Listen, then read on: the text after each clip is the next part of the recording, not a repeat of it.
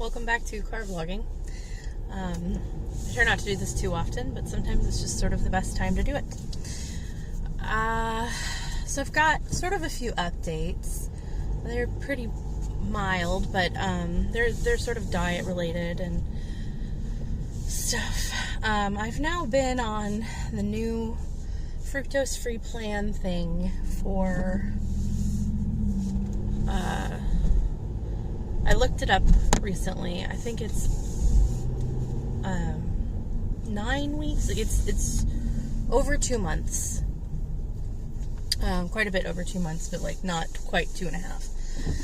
And this is about the point where I've only ever done sort of an extreme diet change for about 60 days at a time. The longest I've ever really done an extreme diet change was for 90 days. Otherwise, and I consider an extreme diet change either massive calorie counting or like cutting an entire food group out of some kind. Like I did paleo for 60 days when I was doing CrossFit, because it was a challenge to try to do paleo for specifically 60 days. And I do good when there's like an end game. And I talked when I started the fructose free thing, I talked a little bit about how I was concerned because that's sort of how I usually do it, is like with an end date in mind. I can make it to a goal, but to have something just sort of be the new norm is extremely difficult for me, especially when the change is so substantial. But I'm very motivated. So I did a lot of research on the thing that inspired me to change my diet, that I'm not comfortable sharing specifics about on here. But I did a lot of research on it because basically I was told that I had early warning signs of something that could be very bad if left to its own devices. And so I was blessed with an opportunity to catch it early and make changes and avoid it. So the thing is, I wasn't really given much information. I don't know if the doctors, like at the time, the doctors were testing for something significantly more urgent when they found this sort of early warning signs or whatever. And so I don't know if they were just sort of like, oh, well, okay, but we're here, because it was I was seeing an oncology specialist, which is like a cancer specialist. And so once they had eliminated cancer, they kind of were like, all right, see ya. Like they didn't really, but they were the ones that found the other thing. And so I don't know if they just kind of assumed that I would go find out more information, or if they hoped that I would, or if they just, it's not standard practice for them to like give you information even if they find something. But either way, they just were like, hey, by the way, you've got this precursor to this thing. And they didn't even really tell me how bad it was. Like I didn't really know that it was like a huge deal. I was like, well, kind of makes sense. I don't know. Anyways, hard to explain without like going into detail of what it was, and I don't really want to share that. But anyway, so I've been doing more and more research like since then. And the first fruits of my research were the fructose is terrible for me thing, which is true. But the further research that I have done indicates that substantial weight loss will essentially reverse any precursors, and then sustained weight loss will prevent further problems. Unless I become a person who drinks alcohol regularly. Like I still need to be watching my sugar intake, but if I can be not severely obese, it should basically go away and stay away. And as long as I can keep my weight under control, it shouldn't be a problem for me. So even though a lot of people who are, like most people who are overweight or as overweight as me don't have this problem necessarily, although it's not often caught so early. So it's a little harder to know who has it and who doesn't, because they happened to find it while looking for something else. but usually they don't find it until it's like done major damage that's irreversible. So like it's unusual for someone to be working to reverse it before it's really ever started, like I'm doing. So I have a huge advantage in that, but basically because I caught it so early and because I'm willing to do something about it, essentially if I can lose, said if I lose, it was like, if you lose 1% of your body fat, that will help. If you lose 3 to 5% of your body fat or body weight, you will likely reverse the majority of the damage. And so I have already lost over 5% of my body weight. And so now I feel like I'm kind of in a different phase anyway. And I really want to get into a sustainable phase where I'm not going to be changing much, you know, but I'm still losing weight. So I'm still working out at least 3 times a week, but I have branched away from the videos. Sometimes I do, like I mowed the lawn yesterday, but I tried to like mow really fast. So I was like both pushing and kind of like really keeping my heart rate up. And that was like 45 minutes to an hour of like workout. So I counted that. So I'm not necessarily always doing the videos like as religiously, but I'm trying to really keep true to the workout, a minimum of 3 times a week, and try to keep your, like get your muscles activated enough to burn for 15 minutes, because that's the premise of the metabolic renewal program. And so I'm really trying to make sure that when I do a workout that's not part of the program, that I'm following sort of that method. So that has changed a little bit, but hopefully not enough to be a problem. We'll see based on my results. And then dietarily, I talked to my husband, so I was like, I want to be wise. And I just, you know, I kind of hashed out a lot of the stuff that, like, I could go into further detail if somebody requests it in the comments, but otherwise, just, I hashed it out with him because I'm a verbal processor, in extreme detail. And really, like, we had like a long back and forth, because I just wasn't satisfied with the answers that we were coming up with. And finally, we kind of came to the conclusion that, like, I need to make sure that the weight loss is forefront until I get to a goal weight that is healthy and safe, which to me would be a minimum of 10% weight loss, which would still put me at, like,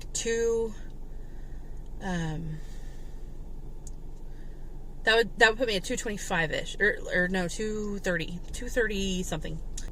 But that's still not good enough. Like, my main goal is to be under 200 long term. And then my ideal weight would be around 170. So, so I still got a long ways to go, but Jim suggested that when I want to incorporate, like, foods that have fructose in them, like birthday dessert or a special date, or whoa, okay, sorry, somebody just looked like they were gonna crash into my car, but they were just parking weird. Sorry. When I really want to do something like that, like on an occasional sort of basis, I need to just make sure that I am, first of all, keeping it occasional, maybe set my rules for like what occasions count, and then I need to make sure that I'm like thinking ahead enough that I can plan it into the calories for the day and not overeat that day. So like if I do eat sugar, I'm still gonna like stay at like a reasonable calorie count to be hopefully at a loss for the day, so that it's not tripping me up on the weight loss, because basically fructose does the damage, but weight loss undoes the damage. And so if I'm working on the undoing part, then I need to make sure that that is always forefront, even if I don't 100% follow the fructose forever. So that's kind of what we're thinking I'm probably going to do with his accountability and yours, to the extent that I can.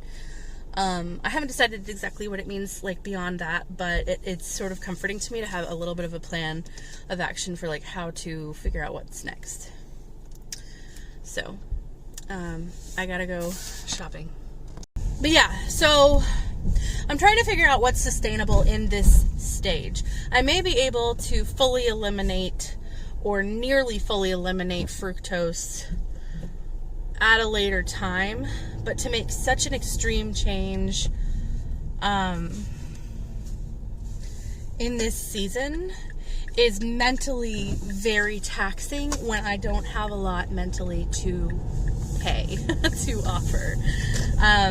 For example, last night I got a total of maybe 2.5 hours, if I'm being optimistic, of sleep. 1 hour of which was in bed. Half an hour of which was on the floor of the nursery holding my toddler's hand.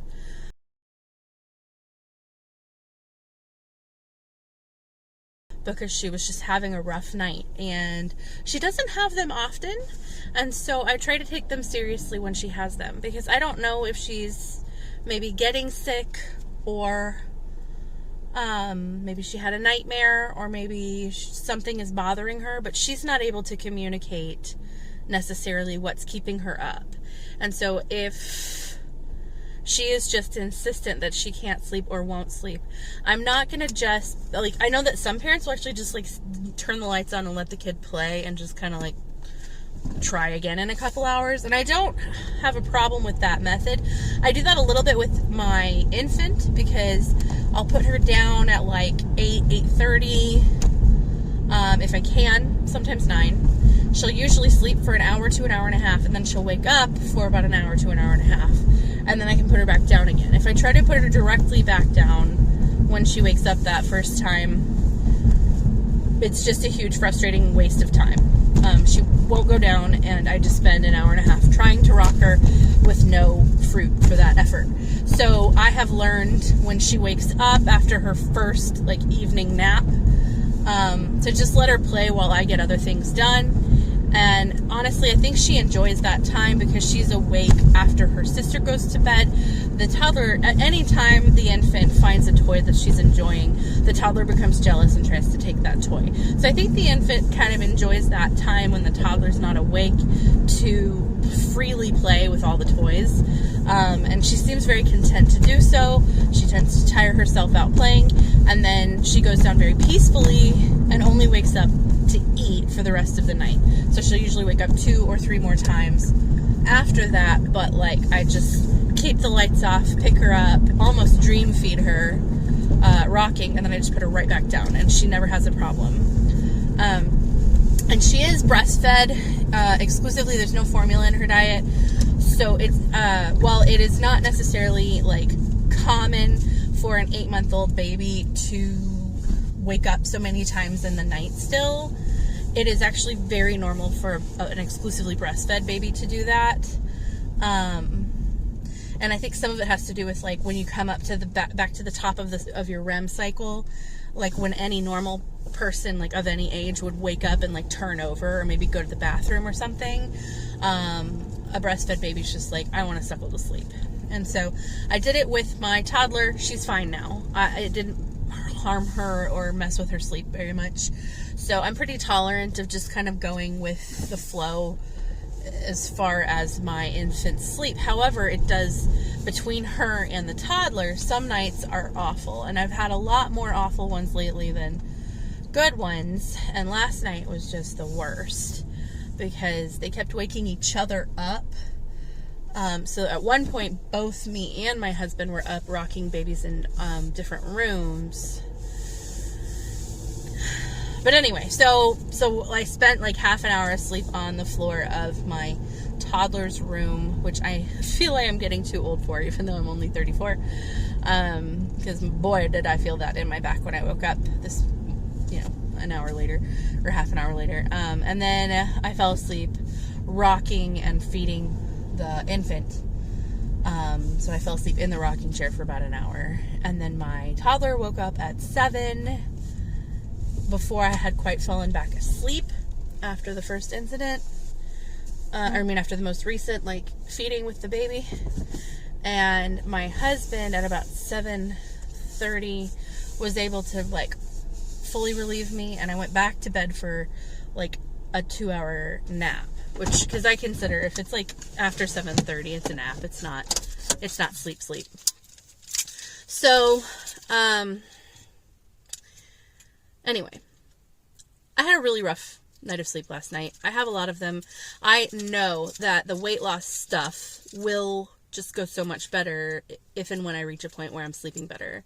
But I also know there's not a lot I can do about that right now. So I'm trying to have a lot of patience with like how slow it's going. I'm trying to be really like happy with the results that I'm having, because even though it is slow, it is consistent. It's staying off. It's continuing to go down. So like I'm just trying to see what is sustainable in this season mentally, but also like keeping my health goals at the forefront of my mind. I have been realizing recently that let me bring you a little closer. Maybe that's less weird. Now that I'm parked.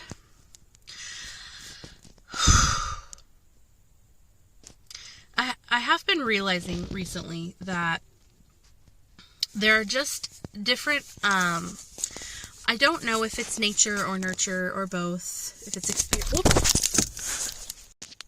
I don't know if it's experience that drives people's understanding of the world, or if there is a sort of predisposition.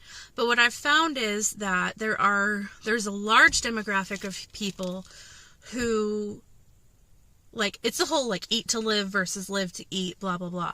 But, like, it's not a mindset. I think it goes deeper than that. Maybe it's about culture, but I feel like there are a lot of people who truly cannot understand what the big deal is, or, like, why can't you just, like, flip that switch and, you know, eat healthier, or stop eating junk food, or like just do the thing, just do the thing. And I kind of want to be like, I think it is so great that your experience of challenging things, whether it's specifically food related or fitness related, or maybe this is just sort of how this is how you think about and approach all things. But like, as a life coach, I've realized there's different angles from which people view situations and the world, where some people, the angle that they view it from has a simplicity to it, where they can just sort of flip a switch, make a decision, and now that's the thing they're doing. And it's not even a matter of willpower, or maybe it is. Maybe they just have incredibly strong willpower. But I think it's more than that. I think that for some people, there's just not as much muddled and tied to their food, and so maybe they were, you know, indulging a lot, and they were just enjoying food, and they're like, oh, I need to be better, and so they're just better, and like, good for them. My husband is actually a lot like that. He can just kind of like make the decision and do the thing, and I'm really impressed with that. But the more I live with him, the more I realize we are just coming from different brain angles, and I wish that people who have never experienced obesity or weight struggles beyond like a 15-pound margin, and I would say excluding post-medical procedures, like if somebody had a baby and they had to lose 30 pounds instead of 15, like I'd say you're still kind of in that range if you were easily able to lose that 30 pounds within like a year. But I'm saying, like, if you've kind of never really dealt with obesity, if you've never dealt with being overweight, you just are not able to understand the perspective that people who struggle with their weight are coming from. And I think becomes difficult, and it becomes a problem, because like the majority of the people in the medical field are of a specific, very disciplined, like by nature, they're a very disciplined group of people. They're people who are able to decide, I'm going to do this really difficult thing, and then they commit, and then they focus, and then they just meet their goal, and they reach their goal, and they finish it, and they, you know, their eye is on the prize, and the discomfort or the effort isn't what matters. It's the passion that they have, or the drive that they have, or whatever it is that's motivating that individual. But ultimately, like, there's this whole, like, it requires you to have that degree of discipline and drive in order to be able to complete medical school. And so everybody that is, so many people that are responsible for aiding people in their health journeys in this world have never experienced the very different, like the just altogether different version of the world that people struggling to lose weight, struggling with obesity, struggling with discipline, or it's not as simple as discipline. I can be incredible. Like, I finished a master's degree. I do understand the degree of discipline. I could probably get through a PhD program. I have no interest in doing it, but it just seems like if you are a person who is just very able to narrow down your life to one or two very specific priorities and focus on them and give them discipline and just like keep your eye on the prize and cut out other things, and just like, some people have a need or a cultural expectation, a familial expectation, or whatever, to spread themselves thinner across more things. So they don't have as much of themselves to give to a goal like, well, you just need to lose some weight. You just need to cut out carbs. You just need to cut out fat. You just need to add exercise every day. The word just is an incredibly, I think it sort of embodies whether you get it or not. I think that when a person who has ever been fat and has ever really truly battled like the loss part, like the weight loss part, won't use the word just. They will be very careful to understand the gravity of what they're, like the message that they're delivering. Because there are doctors who have dealt with obesity or who have obese family members who understand the struggle more. But I would say that like the word just is sort of an indicator that you have no idea what you're talking about, because it's way bigger than just add this to your life or just take this away from your diet. It's a culture, it's a personality, it's a deeply emotional connection. And so we're just coming at it from different angles. There's this book that I love called, I think it's called The 7 Blind Mice, or The 7 Mice. And it's a book about 7 blind mice that find an object, and different mice, like each day. So one mouse each day approaches the object and finds it from a different angle. And so one of them thinks it's a rope. And the next one thinks that it's a marble pillar. And then the next one thinks that it's a fan. And then the next one thinks that it's a snake. And so on. And then the next one thinks it's a spear. And I think the next one thinks it's like a mountain or something like that. And then finally, the 7th mouse on Sunday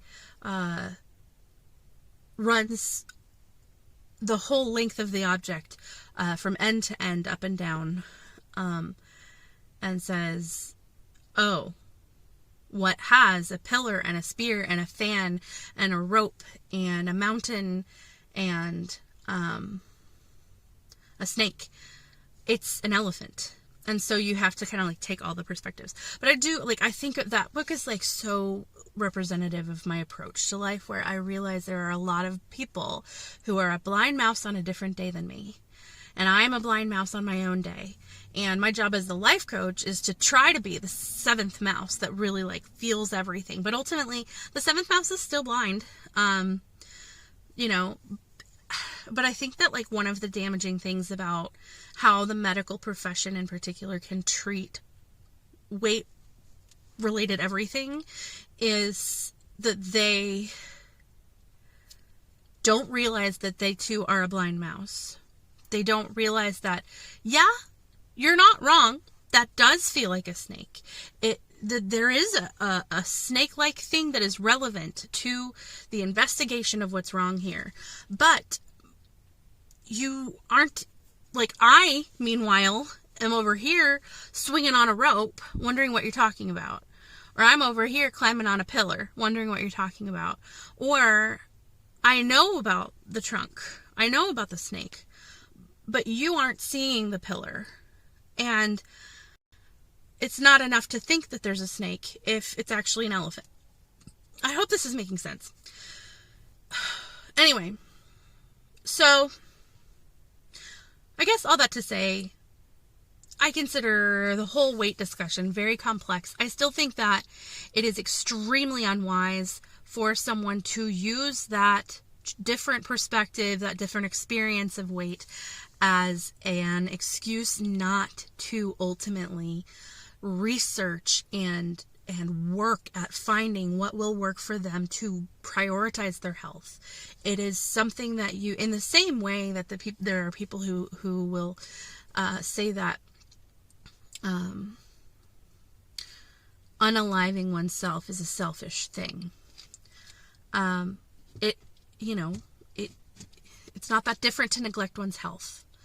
I have a family member who did not care for themselves when they had many options to do so, and the long-term impact on the family, the ripples of that person's untimely early demise as a result of their own medical neglect is just a first-hand, very visceral experience to me of how important it is for me not to make it just about me when I am focusing on my health, especially as a person who has children. It was a different story when I didn't have children. It was a different story when I was single. But I also have a husband and children. And I have other family, though. I have other ripples that I would be equally inconsiderate of to decide that I'll just let the chips fall where they may and live my life as I do and not worry too much about my health. And so for me, I am motivated, but it's still a complex issue. And so I'm very torn because, like, I do not think that the people who shout about, oh, it's all about aesthetics, or like, oh, you're being fat phobic, or blah, blah, blah. I absolutely think that I should be able to go to the dentist and not get a lecture on whether I'm eating carbs or not when my teeth are perfect.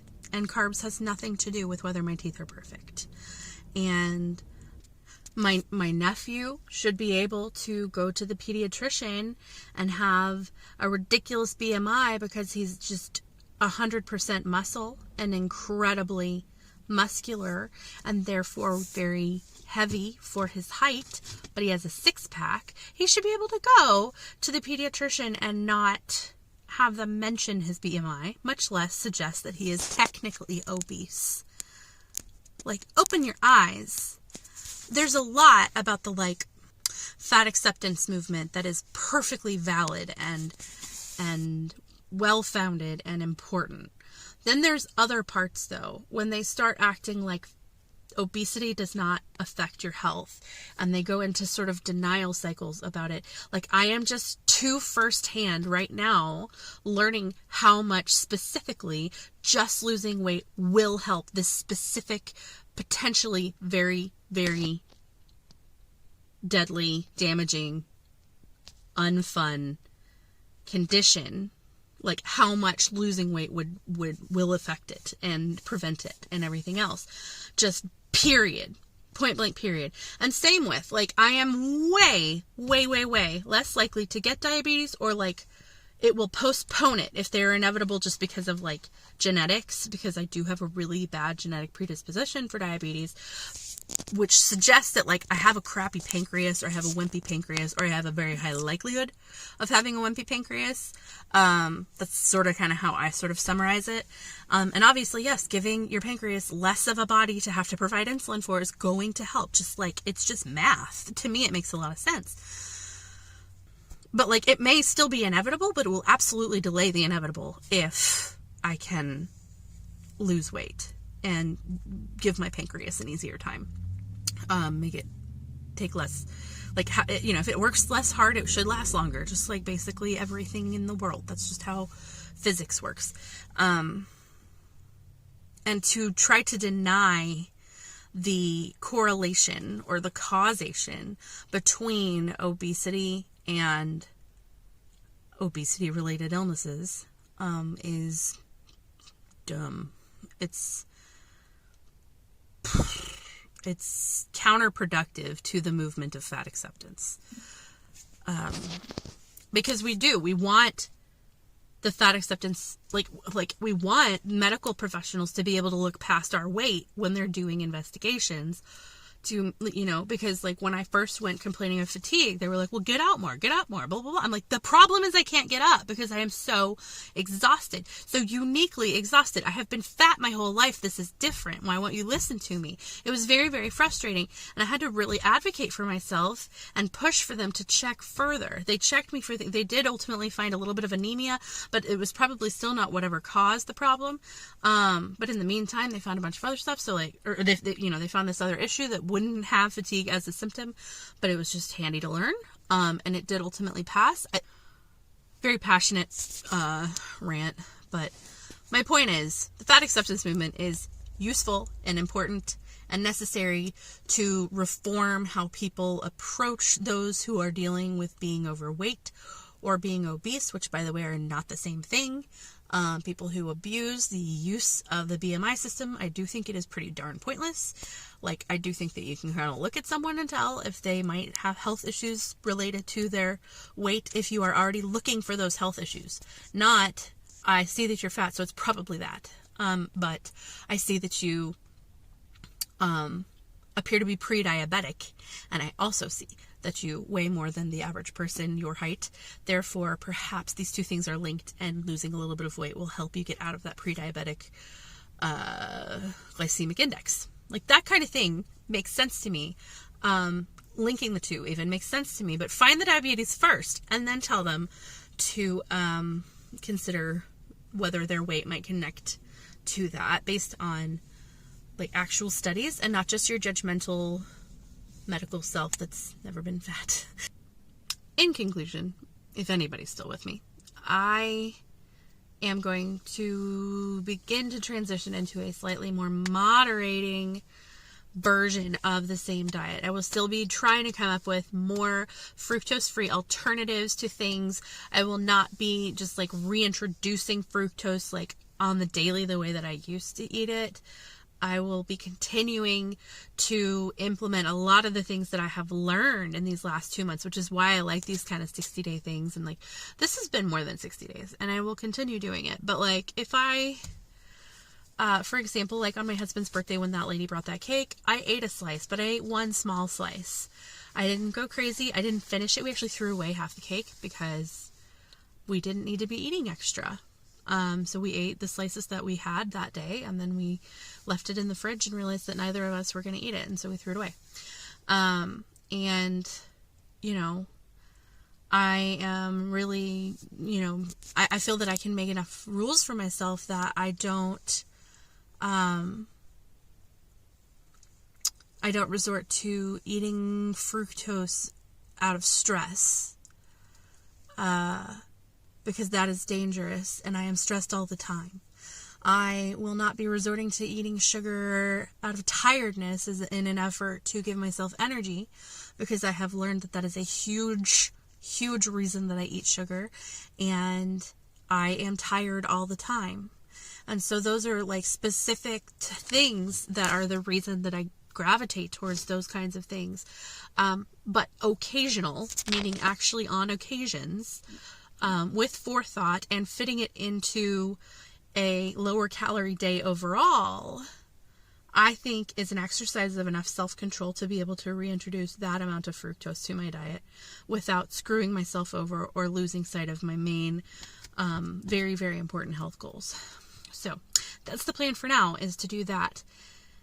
If you find my channel and you are trying to do your own health journey or whatever, I hope that my philosophical ramblings can be helpful to you, can be giving voice to some of your own thoughts or giving you a new perspective on things that might be making it harder for you.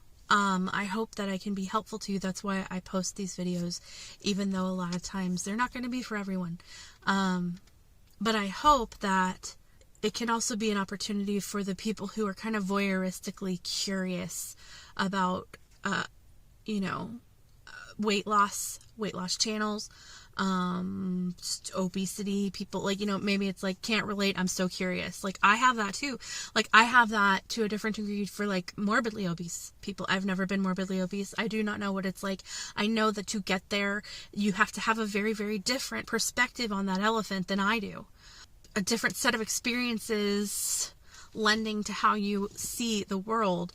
And so in the same way, if you are watching my channel because you are curious to understand how people get fat and why they have trouble losing weight or whatever, I also kind of get that. I kind of relate, and I hope that this vlog, or vlogs like it, will give you some of that insight and maybe help you reflect on which part of the elephant you're seeing and which part of the elephant you might not be seeing. And maybe you'll never see the other part of the elephant, but maybe just knowing there's more to the elephant than you realize could be very helpful for you to be able to exercise better sympathy. There's not enough talk about sympathy on the internet these days. Everybody talks about being an empath, but sympathy is relating and feeling for someone who's going through a circumstance that you cannot relate to because you have not experienced it. Empathy is to feel what someone else is feeling because you can relate. Sympathy is when you can understand that someone, what someone is likely feeling, even though, in spite of the fact that you cannot relate. And so I hope that I can encourage some people to sympathize better with people who are coming from a different angle on the same elephant. Please like and subscribe. I hope this is a productive vlog.